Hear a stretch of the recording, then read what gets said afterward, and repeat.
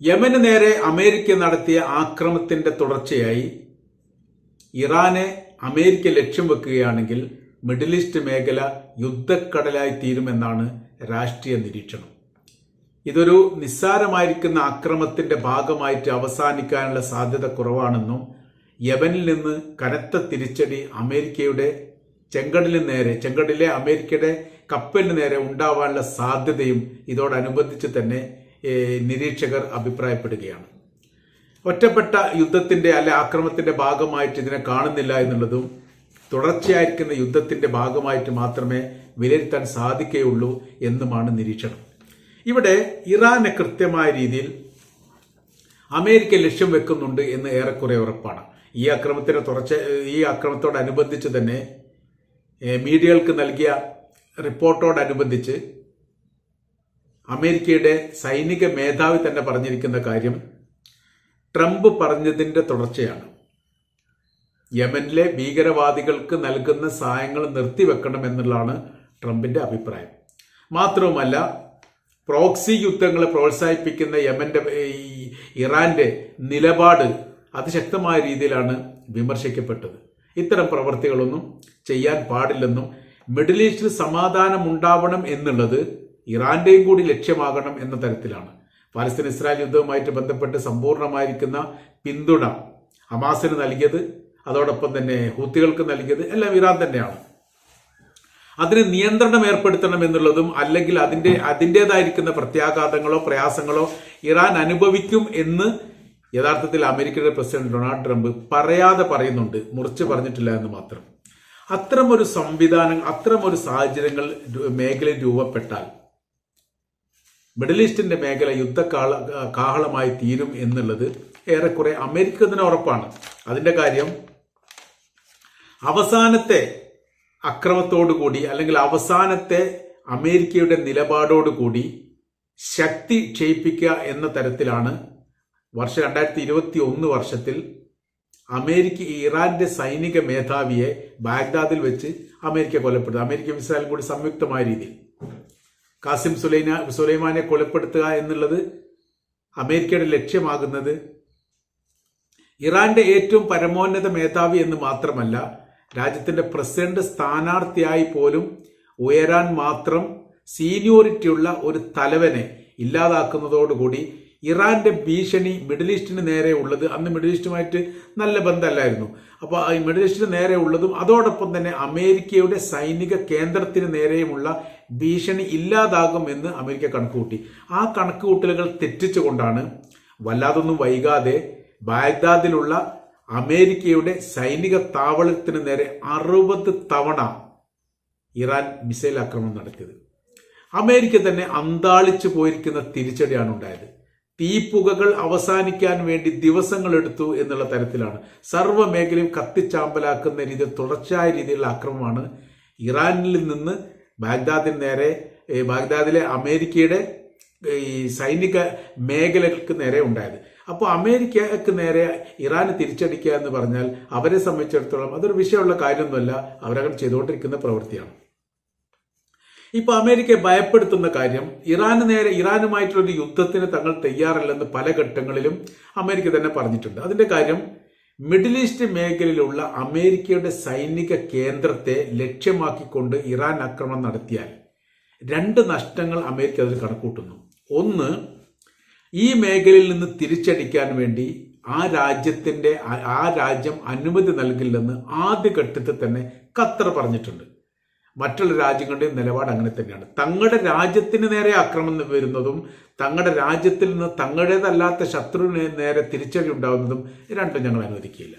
അപ്പോൾ ആക്രമിക്കാൻ വേണ്ടിയിട്ട് ഇറാനെ ആക്രമിക്കണമെങ്കിൽ ഏറ്റവും എളുപ്പമായിരിക്കുന്ന മാർഗം എന്ന് പറഞ്ഞാൽ മിഡിൽ ഈസ്റ്റിലെ സൈനിക കേന്ദ്രത്തിൽ നിന്ന് ആക്രമിക്കുക എന്നുള്ളതാണ്. അങ്ങനെ വരുന്ന സമയത്ത് തീർച്ചയായിട്ടും ആ മേഖല കേന്ദ്രീകരിച്ചുകൊണ്ട് തിരിച്ചടി ഉണ്ടാവും. അപ്പോൾ വരുന്ന വിഷയം എന്ന് പറയുന്നത് അമേരിക്കയും അറബ് രാജ്യങ്ങളും തമ്മിൽ അല്ലെങ്കിൽ തന്നെ ഇപ്പോൾ വലിയ രീതിയിലുള്ള പ്രതിസന്ധി വിഷയങ്ങളും നിലനിൽക്കുന്നു. അപ്പൊ ഇതൊന്നും ഒന്നുകൂടി മുറുകാനും രാജ്യം വിട്ടു പോകണമെന്ന് പറയുന്നിടത്തേക്ക് കാര്യങ്ങൾ എത്തുകയും ചെയ്യും. ആ ഒരു പ്രയാസം യഥാർത്ഥത്തിൽ അമേരിക്കക്കുണ്ട്. അപ്പൊ ഈ മേഖലയിൽ നിന്ന് ഒഴിവാക്കപ്പെടുമോ എന്നുള്ളൊരു ഭയപ്പാട് ഉണ്ടായിരിക്കെ തന്നെയാണ് ഇറാനുമായിട്ടൊരു ശാന്തത വരുത്താനുള്ള ഈ ഒരു മധ്യസ്ഥ ശ്രമം ഇതിനു മുമ്പ് നടത്തിയത്. ആ മധ്യശ്രമമൊന്നും എവിടെ എത്തിയിട്ടില്ല. കാര്യം തങ്ങളുടേതായിരിക്കുന്ന നിലപാടിൽ നിന്ന് വ്യത്യസ്തമായിരിക്കുന്ന നിലപാടോ സമീപനങ്ങളോ തങ്ങളുടെ ഭാഗത്തുനിന്ന് ഉണ്ടാവില്ലെന്നും അത് അവസാനത്തെ നിലപാടാണ് എന്നും കൃത്യമായ രീതിയിൽ തന്നെ ഇറാൻ പറഞ്ഞിട്ടുണ്ട്.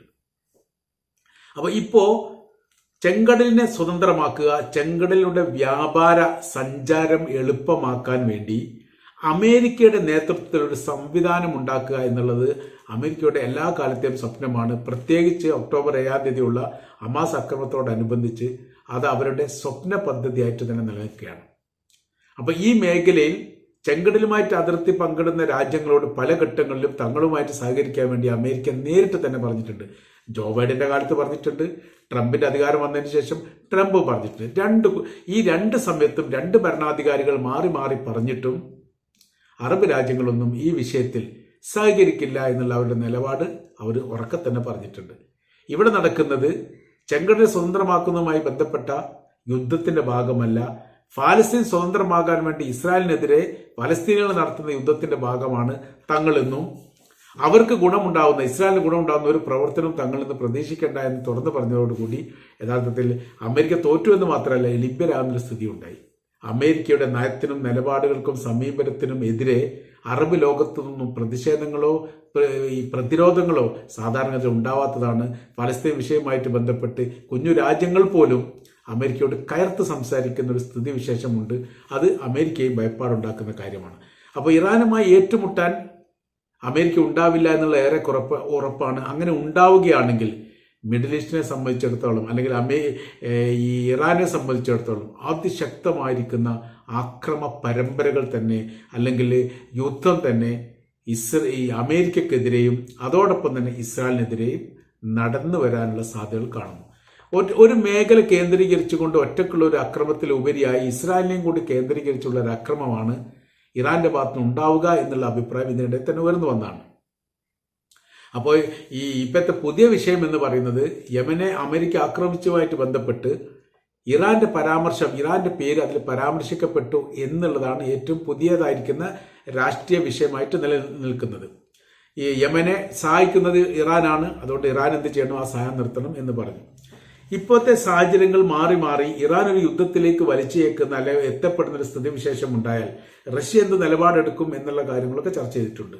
യുദ്ധമുഖത്ത് തങ്ങളെ 2 വർഷത്തിലധികം സഹായിച്ച ഇറാനെ സംബന്ധിച്ചിടത്തോളം ഉക്രൈൻ റഷ്യൻ യുദ്ധവുമായി ബന്ധപ്പെട്ട് വലിയ രീതിയിലുള്ള സഹായമാണ്, ആയുധ സഹായമാണ് ഇറാന്റെ ഭാഗത്തുനിന്ന് കിട്ടിയത്.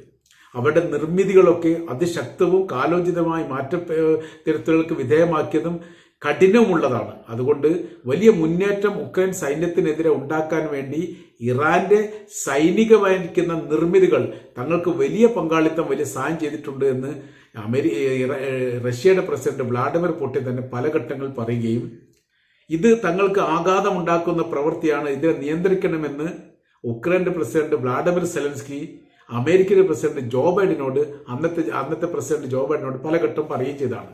അപ്പോൾ ഈ ആയുധവുമായിട്ട് ബന്ധപ്പെട്ട കാര്യത്തിനൊക്കെ ഒരു സ്ഥിരീകരണം ഇറാന്റെ നിർമ്മിതിയുമായിട്ട് ബന്ധപ്പെട്ട് ഉണ്ട് എന്നുള്ളത് യാഥാർത്ഥ്യമാണ്. അങ്ങനെ ഇറാൻ യുദ്ധത്തിലേക്ക് വലിച്ചേക്കുന്ന സമയത്ത് അല്ലെങ്കിൽ അങ്ങനത്തെ സാഹചര്യം ഉണ്ടായാൽ തീർച്ചയായിട്ടും റഷ്യ വലിയ സഹായം ഇറാന് ചെയ്തു കൊടുക്കും. ഈ റഷ്യയുടെ അഭിമാനം നിലനിർത്തിയത് പോലും ഒരർത്ഥത്തിൽ ഇറാനാണ് എന്നുള്ളത് യാഥാർത്ഥ്യമാണ്. ഇനി ചൈനയുമായിട്ടുള്ള ബന്ധപ്പെട്ട വിഷയം, ചൈനയ്ക്ക് മിഡിൽ ഈസ്റ്റ് മേഖലയിൽ വലിയ താല്പര്യങ്ങളുണ്ട്. സാമ്പത്തികപരമായിരിക്കുന്ന ഉയർച്ചയ്ക്ക് വേണ്ടി മിഡിൽ ഈസ്റ്റ് തങ്ങളുടെ കൂടെ കൂട്ടാൻ വേണ്ടി ചൈന പല ഘട്ടങ്ങളിലും അഭിപ്രായങ്ങൾ പറഞ്ഞിട്ടുണ്ടെങ്കിലും ഈ ഒരു സമയത്ത് മാത്രമാണ് അറബ് രാജ്യങ്ങൾ അത് മുഖവിലക്കെടുത്തത്, അവരുടെ അഭിപ്രായം പറയുകയും ചെയ്തത്. അങ്ങനെ വരുന്ന സമയത്ത് ചൈനയുടെ സഹായം ഇറാൻ ഉണ്ടാവാനുള്ള സാധ്യതകളും വിലയിരുത്തുന്നു. ഒരു വലിയ മേഖലാ യുദ്ധമായിട്ട് മാറുമോ എന്ന് രാഷ്ട്രീയ നിരീക്ഷകർ ഇപ്പം തന്നെ വിലയിരുത്തുകയാണ്.